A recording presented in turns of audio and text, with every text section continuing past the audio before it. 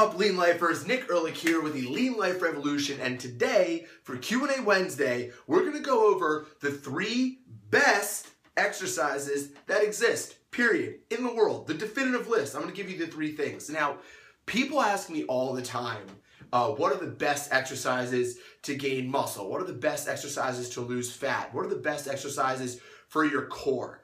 And a lot of times, that's a tough question to answer because there's no one exercise that does any one real specific thing. In my opinion, it's what are the exercises that you can get the most proficient in that will give you the best chance to do any kind of workout, whether it's strength gain, whether it's mass gain, whether it's fat loss, whether it's general muscular hypertrophy, whatever. I think that there are 3 exercises that are paramount to learn, to really get proficient with, and that give you the ability to progress to another skill level. Now, a lot of trainers, when you ask them the 3 best exercises, are going to say squat, bench, deadlift, squat, bench, deadlift, squat, bench, deadlift. And that's fine. There's nothing wrong with those exercises. Those are all exercises that I think are really important. But in my opinion, the 3 best exercises that exist, number 1 is a push-up, number 2 is a normal body weight squat, and number 3 is a pull-up. Now, let me explain, okay?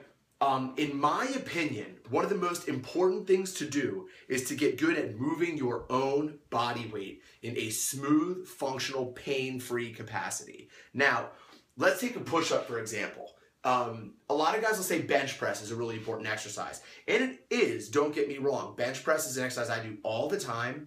But that being said, I've seen a lot of guys who have got huge bench presses. I mean monstrous bench presses, but they can't do more than 10 or 15 push-ups. And that to me is crazy. Like, why would you want to get so good at lifting weight that you can't move your own body in an effective capacity? And the other thing is that, whereas I know people are going to kill me for saying this, but a bench press is only so progressive. I mean, you learn a flat bench, you get really good at flat bench, then yeah, you can do a bench press on a ball, or you can do it with your feet up, or there are all these variations, but it's not even close to the variations of push-ups that you can do. You know, there are so many different kinds of push-ups. You can do them balanced on one foot, you can do them on one hand, you can do it with your feet elevated, you can do it with your hands off center. There are all these variations of a push-up that you can do, so the potential for progression with this exercise is enormous. So if I could choose to get really good at bench press or to get really good at push-ups, I would choose to get really good at push-ups, okay? Because someone who can push their own body weight effectively is gonna have way more core strength and is gonna have way more functional strength than someone who's really good at bench press. I mean, I've seen so many guys at the gyms who are just 10, 20, 30-year meatheads who've done nothing but bench press, and they walk around like this, and their shoulders are all rolled forward, and they got their hands in their pants all the time when they're working out, and that's just not a good look. I'm sorry, that's not a good look. That's not a look I aspire to, okay? So, the number 1 exercise, push-ups, okay? Number 2 is a body weight squat. Now again, the reason I say a body weight squat is that some people get right into barbell squatting. And whereas the barbell squat is a great exercise, I squat every other week. I try to squat heavy every other week, which my heavy squat is unimpressive, but we'll press forward.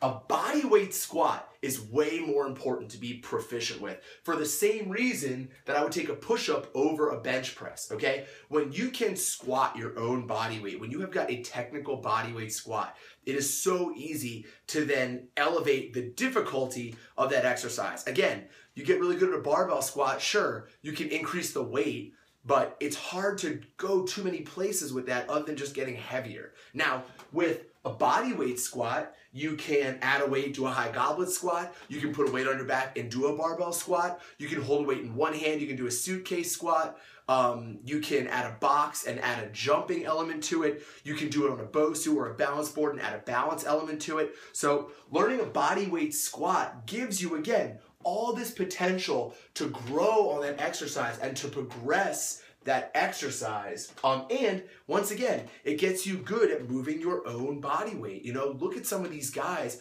who are the world record holders for squat. These guys who squat 800, 900, 1,000 pounds. They don't look like they could get up off the couch without 2 hands and a freaking chairlift underneath them. You know what I mean? That's just not a good look to me. So again, I would take a bodyweight squat over a barbell squat if I could only choose one of them to be proficient with. And again, not knocking weightlifting, not knocking powerlifting, okay? I squat with a barbell. But again, I'm talking about if I had to choose 3 exercises that were the most important to be proficient in, these are the 3 that I'll pick. And the last is the pull-up, okay? I want you to think of somebody who you know who can do 20 pull-ups who's in bad shape. Don't think about it too hard because you don't know that person. Pull-ups are an incredible exercise. Number 1, getting good at pull-ups is going to balance being good at push-ups, okay? Obviously, pull-ups are more difficult because a push-up uses a percentage of your body weight because your feet are on the floor, so it's not like you're pressing up your whole body, unless you're doing planche pull-ups, in which case, I hate you because I can't do those, so I'm jealous, so you're stupid, all right? But pull-ups, you're using 100% of your body weight because your whole body is hanging, then you're pulling yourself up to the bar. So pull-ups are more difficult than push-ups, but there's really no reason that somebody who's in good shape, who's at a healthy weight and a healthy body composition, can't do a couple sets of pull-ups, okay? One of my favorite stories was that Arnold Schwarzenegger decided at one point in his early bodybuilding career that his back wasn't big enough. So anytime he lifted back, he would start his back workout with 50 pull-ups. And he would just do as many sets as he needed to get to 50 pull-ups. And once he'd done 50 pull-ups,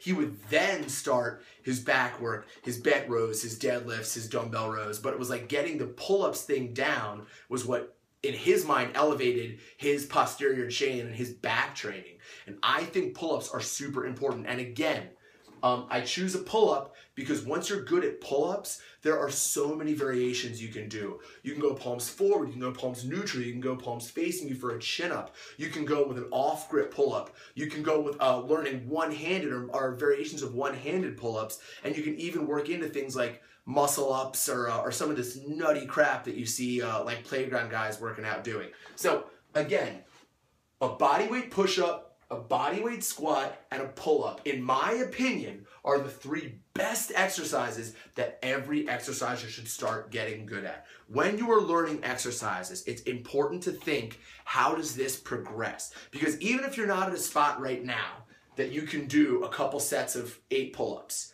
that's fine.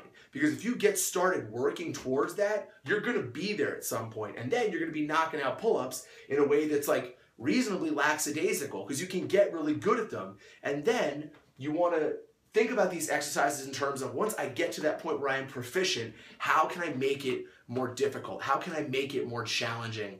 And with a squat and a bench and a deadlift, you really can't. It's just the exercise. You can do more weight, you can do more reps, but you can't really make those things more difficult if you learn those exercises in those strict capacities. Whereas, if I get really good at push-ups, squats, and pull-ups with my body weight, there's all this opportunity for growth. And not to mention, if you're in a pinch where you can't get to the gym, where there's a squat rack taken, where you don't have equipment, if you're only good at squatting, benching, and deadlifting, you can't really work out with that when you're on the road, when you don't have a gym. Meanwhile, when you're good at push-ups, squat, and pull-ups, your gym is wherever you are. You know what I mean? You could be in a hotel room. You could be in a park. You could be in a Denny's. I don't know, wherever you want to work out. I'm not a cop. I'm not your dad. You have to tell me where you want to work out. But I think push-ups, squats, and pull-ups are the 3 best exercises that every exerciser should know.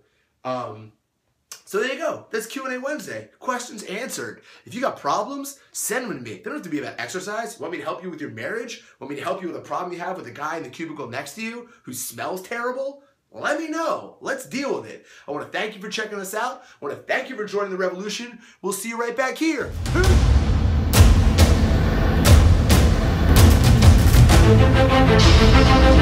Peace.